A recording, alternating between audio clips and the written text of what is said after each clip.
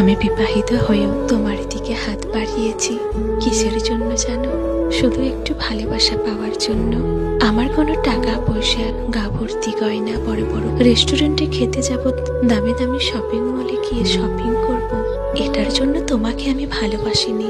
আমি তোমাকে ভালোবেসেছি দিন শেষে একটু তোমার সঙ্গে কথা বলে মানসিক শান্তি খুঁজে নেওয়ার, একটু তোমার ভালোবাসা পেয়ে জীবনটাকে উপভোগ করার জন্য, একটু তোমার মায়া ভালোবাসা কেয়ার করা নিয়ে আমি জীবনটা কাটাবো বলে।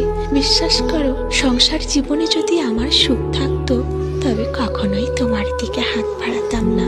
আমার সংসার জীবনে অবহেলা ছাড়ার কিছুই ছিল না।